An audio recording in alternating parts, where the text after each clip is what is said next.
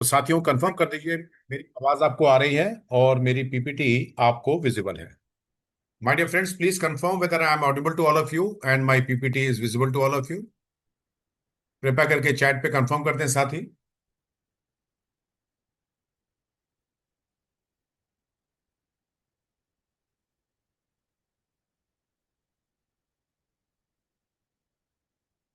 Okay, दो साथियों ने कंफर्म कर दिया, थैंक यू वेरी मच। तो सभी साथियों का एक बार पुनः हार्दिक अभिनंदन। आज के सेशन में मैं अजीत मेहरोत्रा आप सभी का अभिनंदन करता हूं। तो साथियों, आपको आपके उज्जवल बैंकिंग भविष्य की बहुत बहुत शुभकामनाएं। बहुत मेहनत से, लगन, ईमानदारी और निष्ठा से बैंक में कार्यरत रहें और सफलता की ऊंचाइयां छुएं। इन्हीं शुभाशीष वचनों के साथ अजीत मेहरोत्रा आज का ये सेशन प्रारंभ करता हूं साथियों। Depositors education and awareness fund DEAF policy. और ये पॉलिसी जो है बहुत पहले से लागू हो गई है, तो मेरे सभी साथियों को इसके बारे में पता है, किंतु फिर भी एग्जाम की दृष्टि से इंपॉर्टेंट है और आपकी डे टू डे बैंकिंग के लिए बहुत इंपॉर्टेंट है। तो साथियों, ये पॉलिसी है क्या, एक बार इसको रिवाइज कर लेते हैं। बैंकिंग लॉ अमेंडमेंट एक्ट आया 2012 में। सेक्शन 26A इंसर्ट किया गया इन बैंकिंग रेगुलेशन एक्ट 1949। तो रिजर्व बैंक ने स्टैब्लिश किया था एक fund, depositors education and awareness fund, जिसको हम शॉर्ट में डेफ कहते हैं, DEAF। ठीक है। Amount will be credited with amount to the credit of any account in India. 10 साल तक अगर कोई अकाउंट ऑपरेट नहीं होता है, ध्यान से पढ़ लीजिए language, any account in India with a banking company which has not been operated upon a period of 10 years, or any deposit or any amount remaining unclaimed for more than 10 years within a period of 1 month from the expiry of 10 years। 10 साल तक कोई भी खाता operate नहीं हुआ है, 10 साल तक कोई भी फंड क्लेम नहीं किया गया है, तो उसको तुरंत 1 महीने के भीतर ही, 10 साल होते ही, deposit awareness, deposit education and awareness fund में ट्रांसफर करना है। यह सरकार की गाइडलाइन है, नियम है। अनक्लेम पड़ा है अगर कोई ब्रांचेस में, nominal accounts for a period of more than 10 years has to be transferred to DEF। Principal amount means the amount including interest transferred by a bank to the fund in terms of section 26A of banking of 26A of the act, जो हम बात कर रहे हैं 26A of banking regulation act. बात करते हैं आप आगे साथी। सो ये हमारी स्लाइड नंबर 3 हो गई है। नेक्स्ट पे आते हैं। अब क्लासिफिकेशन और आइडेंटिफिकेशन ऑफ अकाउंट्स। ठीक है।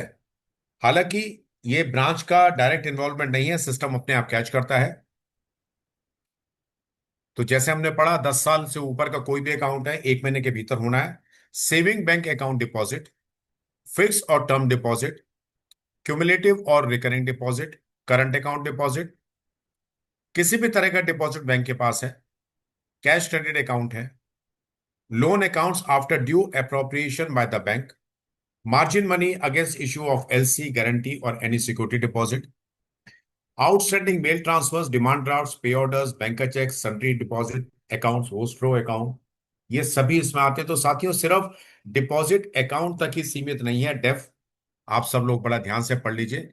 ये चीजें ऐसी हैं जो कि एग्जाम में ये पॉइंट आ सकते हैं, खासकर जो लास्ट के 5 पॉइंट हैं। Other deposit in any form, cash credit account आ गया, loan account after due appropriation, margin money किसी भी प्रकार का, सिक्योरिटी डिपॉजिट किसी भी प्रकार का, और मेल ट्रांसफर्स आए हैं, डिमांड ड्राफ्ट्स हैं, पे ऑर्डर्स हैं, बैंकर चेक्स हैं, NEFTs हैं, अनएडजस्टेड हैं, इस प्रकार के सभी। और एटीएम में कई बार बैलेंस होता है अनरिकंसाइल्ड, 10 साल हो गए हैं, तो वो सभी बैलेंस जो है, सारे बैलेंस डेफ में ट्रांसफर होने, कब होने, 10 साल पूरे हो गए हैं, अगले महीने के भीतर ही ट्रांसफर होने हैं। Undrawn balance amount remaining in any prepaid card issued by bank, but not amounts outstanding against traveler checks. Rupee proceed of foreign currency deposits held by banks after conversion of foreign currency. Such other amounts as may be specified by Reserve Bank of India (RBI) from time to time. Any amount payable in foreign currency under an instrument or a transaction that has remained unclaimed for 10 years or more. तो साथियों, किसी भी प्रकार का bank में deposit पड़ा है जो 10 साल तक क्लेम नहीं किया गया है, 10 साल पूरे होते ही अगले महीने के भीतर आरबीआई के डेफ अकाउंट में ट्रांसफर होना है। Bank will transfer the fund entire amount including accrued interest that the bank would have been required to pay, interest समेत cumulative balance पे इंटरेस्ट कैलकुलेट करना है on the day prior to the effective date and transfer the amount to the fund on the last working day of subsequent month along with interest accrued, interest के साथ देना है। ठीक है साथियों, आगे बढ़ते हैं। From the effective date bank is required to transfer the funds the amount becoming due in each calendar month, balances remaining unclaimed for 10 years or more, and the interest accrued thereon on the last working day of the subsequent month. अगले महीने के अंत तक जो interest accrue हुआ है उसके साथ में वो डिपॉजिट आरबीआई के डेप खाते में ट्रांसफर करना है। एलिजिबल अनक्लेम्ड अमाउंट्स की लिस्ट आती है, हेड ऑफिस प्रोवाइड करता है आपके रीजनल ऑफिस या आरबीआई के थ्रू, और उसके अनुसार इन फंड्स को हमने ट्रांसफर करना होता है। एके सिंह साहब, बिल्कुल क्लियर था हमारी दो स्लाइड पहले, मैं आपको फिर बता देता हूं, जिन साथियों को डाउट है एक बार फिर ये देख लीजिए। ये बेसिक है, इसका सेकंड पॉइंट देख लीजिए। फिक्स्ड और टर्म डिपॉजिट अकाउंट, एफडीआर है, सीडीआर है, रिकरिंग डिपॉजिट है, अनक्लेम्ड है 10 साल तक, तो 10 साल पूरे होते ही उससे अगले महीने में ट्रांसफर होना है। अगले महीने की अंतिम तारीख तक इंटरेस्ट एक्रूड जो है उसके समय ट्रांसफर करना है। सीबी सीबीएस जो है लिस्ट प्रोवाइड करता है। Branch manager is responsible for remitting the eligible amount which is unclaimed for 10 years to DEAF. आपके सभी के बैंकों में ब्रांचेस में कमांड है, वो कमांड चलाई जाती है, सिस्टम जनरेटेड, आपके पास में अलर्ट्स आते हैं, रिमाइंडर्स आते हैं आपके पास में, आपके हेड ऑफिस से, रीजनल ऑफिस से या सर्कल ऑफिस जहां भी है। ब्रांच मैनेजर की अथॉरिटी है अकाउंट को डेबिट करना। Detail of amount remitted by to RBO, regional office है या आपका सर्कल ऑफिस है, हायर ऑफिस है, 25 एवरी मंथ आपने देना है, और हेड ऑफिस के थ्रू वो ट्रांसफर होता है। Head office will reconcile and remit to RBI in the electronic form to DEAF account through e Kuber portal of RBI. आप सबको अब तक मालूम हो चुका है। एक प्रश्न आपके पास बहुत इंपॉर्टेंट ये आ गया है, ई कुबेर पोर्टल, जो मेरे 46 साथी हैं बहुत ध्यान से समझ लें। डेफ को कोई आसान आप टॉपिक न समझे, कई बार इसमें से भी ऐसे सवाल आ जाते हैं जिसकी ऑप्शंस, करेक्ट ऑप्शन कौन सी है डिसाइड करना मुश्किल हो जाता है। ई कुबेर पोर्टल समझिए करीब 8 10 12 लाइंस का एक पैराग्राफ का टॉपिक है कम से कम। ये एक एडिट क्वेश्चन आपके पास आ गया है, तैयारी कर लीजिए। ई कुबेर पोर्टल पे भी क्वेश्चन संभावित हैं, प्लस आपको बैंकिंग नॉलेज के लिए बहुत आवश्यक है, कस्टमर को डील करने के लिए, ग्राहक सेवा के लिए बहुत आवश्यक है आपके लिए। Procedure for settlement of claims in respect of amounts transfer to debit.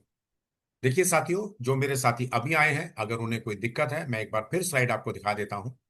हम बात कर रहे हैं deposit awareness and education fund की, जो हमारी पॉलिसी है। सभी बैंक में एक समान पॉलिसी है, आरबीआई की पॉलिसी है।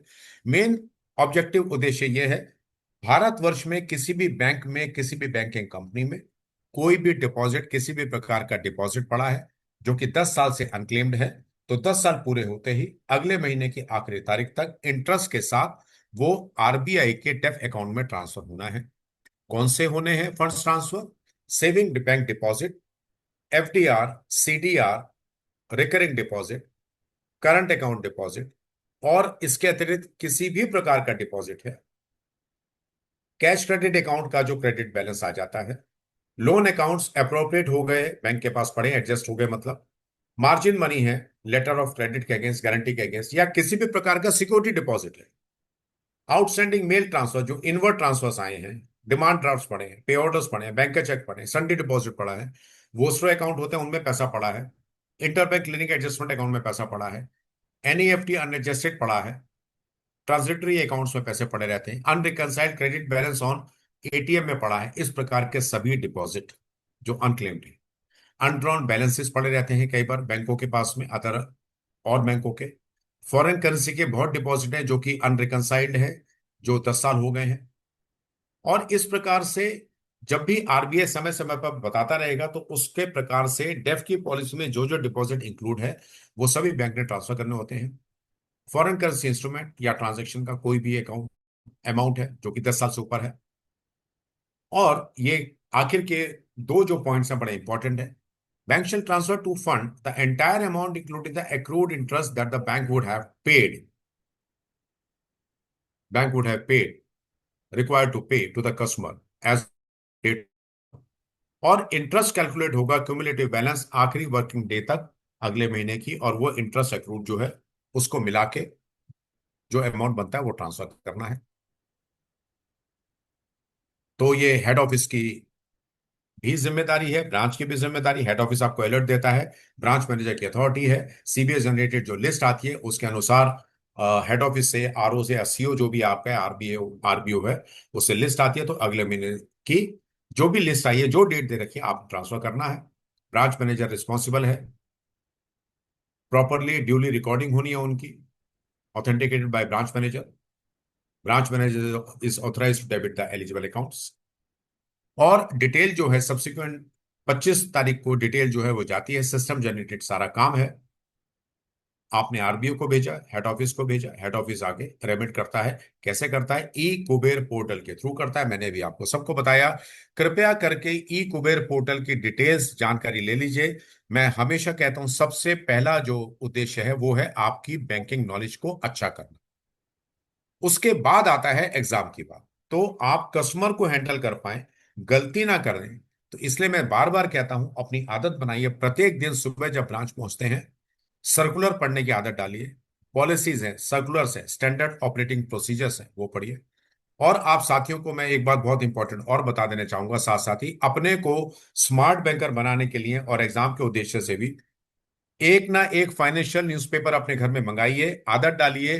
कम से कम एक फाइनेंशियल न्यूज़पेपर आप मंगाएं। अगर आप डेली पढ़ना नहीं चाहते हैं तो कम से कम संडे और मंडे का मंगाएं।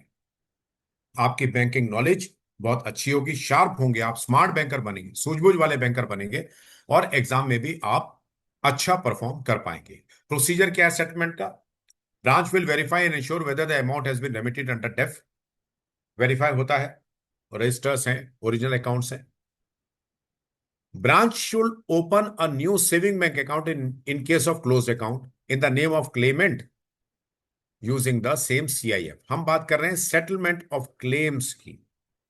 आपने डेप्ट में भेज दिया, कोई क्लेमेंट आ गया 12 साल 15 साल बाद कि साहब मेरा पैसा दीजिए, तो कैसे करेंगे? ब्रांच वेरीफाई करेगा, एंश्योर करेगा जो अमाउंट रेमिट किया है वो क्लेमेंट का है। अगर अकाउंट बंद हो गया तो एक नए अकाउंट खोलेगा बैंक, सेम सीआईएफ में खोलेगा। और केवाईसी बहुत आवश्यक है।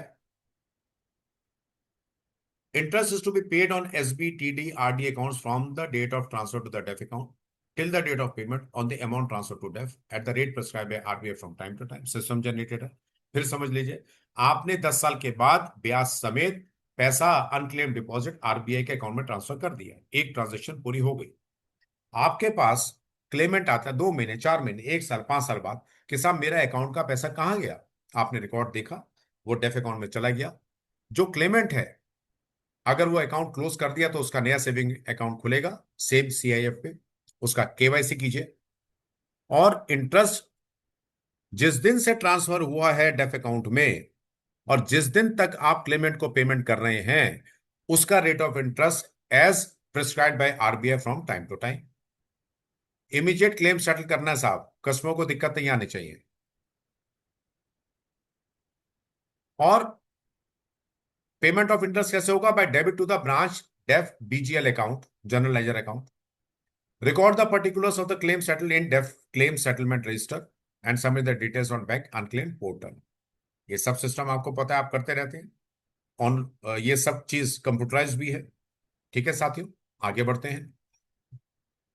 हम क्लेम की बात कर रहे हैं। RBO should ensure the reconciliation of DEAF suspense account on a monthly basis.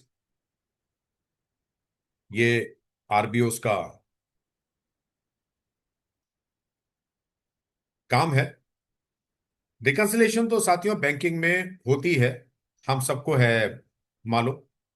किसी बैंक में सर्कल ऑफिस है, किसी बैंक में रीजनल ऑफिस है, किसी बैंक में आरबीओ कहते हैं, रीजनल बिजनेस ऑफिस कहते हैं, तो मेंटेन होता है। एचओ कंसोलिडेट क्लेम आरबीआई को मंथली इंटरवल पे भेजता है 15th of every month through e Kuber portal.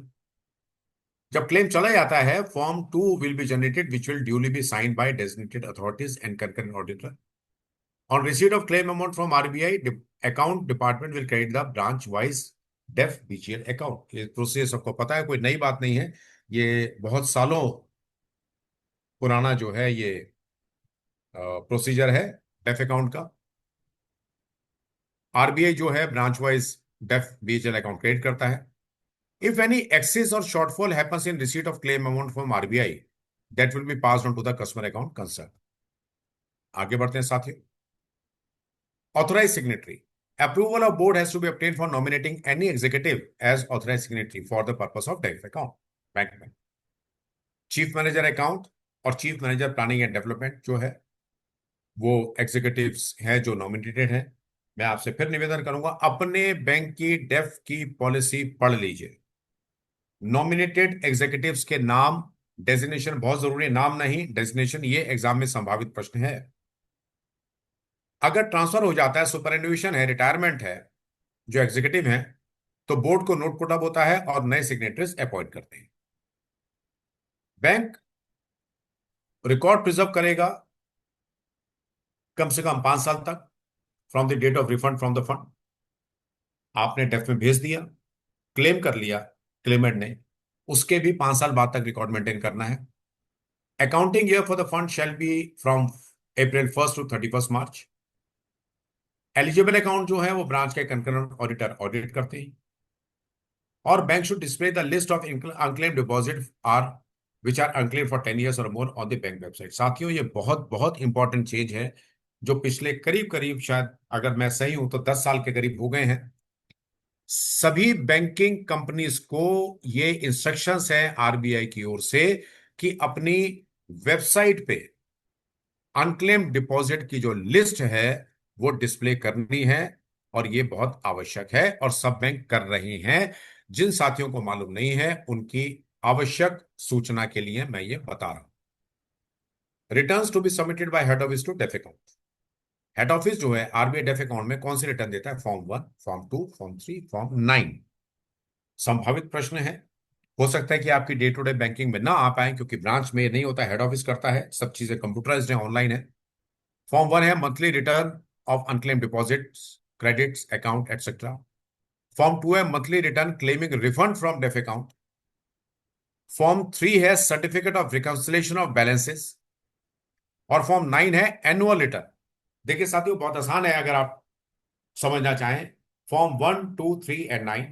1 हो गया monthly return on unclaim deposit which have not been operated. Form 2 है claiming refund of DEAF account, claimant आ गया। फॉर्म 3 है सर्टिफिकेट ऑफ रिकंसिलेशन और फॉर्म 9 है annual return containing details of unclaim deposit send to def.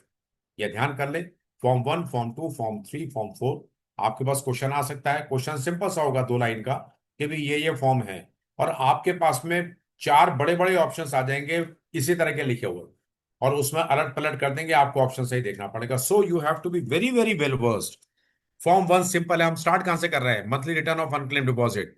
उसके बाद क्या step आता है? क्लेमेंट का, फॉर्म 2 आ गया। उसके बाद क्या आता है? रिकंसिलेशन का, फॉर्म 3 आ गया। फिर एनुअल रिटर्न है, फॉर्म 9 आ गया। ठीक है साथियों, आगे बढ़िए। All such unclaimed liabilities where amount due has been transferred to debt may be reflected as contingent liability, others items for which the bank is contingently liable। contingent liability में आता है under schedule 12 of annual financial statement. बहुत important है। जो भी unclaimed deposit है साथियों, वो बैलेंस शीट में, बैंक की बैलेंस शीट में कहां रिफ्लेक्ट होंगे? कंटिजेंट लाइबिलिटी में, अदर्स में, items for which the bank is contingently liable under schedule 12 of annual financial state. बहुत इंपॉर्टेंट है साथियों, ध्यान कर लीजिएगा ये। आगे बढ़ते हैं। अब हम क्विज पे आएंगे। तो मेरा सभी साथियों से निवेदन है, मेरे 56 साथी हैं। मैं हमेशा कहता हूं साथियों, क्विज में पार्टिसिपेट करिए। आप एग्जाम की भी प्रैक्टिस कर पाएंगे और टॉपिक को समझ पाएंगे। Under which act and section was the DEAF established? कौन से एक्ट में, कौन से सेक्शन में depositor education and awareness fund establish हुआ था, आरबीआई ने किया था? बीआर एक्ट 26 से, companies act 123, RBI act 145, NI act 138। तो साथियों, आपको भी मालूम है कंपनीज एक्ट और एनआई एक्ट का तो मतलब है नहीं। अब बचा बीआर और आरबीआई एक्ट। तो मेरे साथी आंसर दे रहे हैं, बहुत बढ़िया साथी। बिल्कुल ठीक है साथी। सबसे पहली बात तो आपको शुभाशीष और आपको ऑल द बेस्ट कि आप लोग जो पार्टिसिपेट कर रहे हैं क्विज में। डेफ की एस्टेब्लिशमेंट हुई थी banking regulation act 1949 under section 26A, under section 26A। As per DEF policy, an account is transferred to DEF if it remains inoperating unclaimed for a period of 5, 7, 10, 15। बहुत आसान प्रश्न है साथियों। इसमें तो मैं समझूंगा कि आप जितने 55 के 55 साथी बैठे सभी को आंसर देने चाहिए। So let's not wait for all my friends to answer. It is 10 years, we all know. जिन्होंने आंसर दिया, अगेन आप सब बधाई के पात्र हैं जो पार्टिसिपेट कर रहे हैं। आगे बढ़ते हैं। Who is responsible at the branch level for remitting unclaimed deposits to the DEAF account? कौन रिस्पॉन्सिबल है ब्रांच लेवल पे remitting unclaimed deposit to the DEAF account? Deputy manager, branch manager, head office auditor और RBI officer? बिल्कुल ठीक है, branch manager responsible है साथियों। आगे बढ़ते। Through which RBI portal does the head office remit the unclaimed deposit to the DEAF account? RBI का कौन सा पोर्टल है? नेफ्ट पोर्टल है, UPI portal, RTGS portal, e Kuber portal? बहुत आसान प्रश्न है साथियों। हम पोर्टल का नाम जानते हैं, सालों साल से जानते हैं मेरे साथी। और मैं समझता हूं कि सभी साथी इसका आंसर देंगे। साथियों, मैं फिर आपसे रिक्वेस्ट करूंगा, जो साथी पार्टिसिपेट नहीं कर रहे हैं, एक बटन ही तो दबाना है माय डियर फ्रेंड्स आपने। तो मैं आप सभी से रिक्वेस्ट करूंगा कि आप इसको सही तरह से आंसर करें, पार्टिसिपेट करें। ई कुबेर पोर्टल है, as we all know my dear friends. आगे बढ़ते हैं साथियों। How many years must the bank preserve records documents of DEAF related transactions after refund? साथियों, इसके आंसर से पहले मैं आपको बता दूं, बहुत इंपॉर्टेंट एस्पेक्ट है। हर लेवल में 0 to 1 से लेके 4 to 5 तक रिकॉर्ड मैनेजमेंट की जो पॉलिसी अलग अलग बैंकों की है, बेसिक क्राइटेरिया सब बैंकों में सेम है, आरबीआई की गाइडलाइंस है। आपको इसके विषय में अच्छी तरह से मालूम होना चाहिए, बहुत इंपॉर्टेंट है। और record management, record maintenance policy के ऊपर से के टॉपिक में बहुत क्वेश्चंस आते हैं, बहुत क्वेश्चंस आते हैं साथियों, ध्यान रखिए। ठीक है। तो for how many years must the bank preserve the records? अभी भी 15 साथियों ने ये आंसर दिए हैं। मेरी उम्मीद थी कि ये साथी मेरे और आंसर देंगे। हम सबको पता है 5 साल का रिकॉर्ड है। आगे बढ़ते हैं साथियों। In the banks annual financial statement, unclaimed liabilities transferred to DEF are disclosed as Schedule 5 other liabilities, Schedule 8 deposit, Schedule 12 contingent liabilities, others, Schedule 16 miscellaneous expenditure। साथियों, मेरे 60 साथी आ गए, 60 साथी हैं। और ये इंपॉर्टेंट क्वेश्चन है, और वही 10-15 साथी दोबारा से कर रहे हैं। तो I think all the friends should participate in the quiz. Very easy question, कोई बहुत मुश्किल प्रश्न नहीं है साथियों, ये बहुत आसान प्रश्न है, मेरे सब साथी जानते हैं। शेड्यूल 12 कंटीजेंट लाइबिलिटीज का है।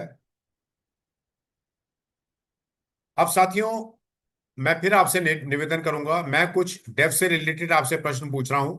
मेरा निवेदन है, सभी साथी जिनको आंसर मालूम हो वो सिर्फ चैट पे दे दें, कृपया करके सिर्फ चैट पे दे दें। बहुत इंपॉर्टेंट एक दो प्रश्न अगर हैं, अभी हमारे पास 5 मिनट हैं, मैं आपसे पूछना चाह रहा हूं, मेरी बात ध्यान से सुनिए। यूडीआरएन क्या है? हम डेफ अकाउंट के रिलेटेड बात कर रहे हैं। हम डेफ अकाउंट के रिलेटेड बात कर रहे हैं। मैंने टाइप किया यूडीआरएन। यूडीआरएन क्या है? यूडीआरएन क्या है? यूडीआरएन क्या है? आप में से साथी चैट पे लिख के मुझे बता सकते हैं यूडीआरएन क्या है। सरिता गंगवार ने सबसे पहले उत्तर दिया है, सही उत्तर दिया है। आप बधाई के पात्र हैं सरिता जी। मोहम्मद आसिफ ने दिया है। All the very best Mohammad Asif. साथियों, ये अनक्लेम डिपॉजिट रेफरेंस नंबर कहते हैं यूडीआरएन को। आप प्रैक्टिकल एस्पेक्ट है, आपको पता होना चाहिए। आपका डिपॉजिट जो आपने डेफ में भेजा है, हर डिपॉजिट के अगेंस्ट यूडीआरएन जनरेट होता है। यूडीआरएन जनरेट होता है, जिसको हम कहते हैं अनक्लेम डिपॉजिट रेफरेंस नंबर।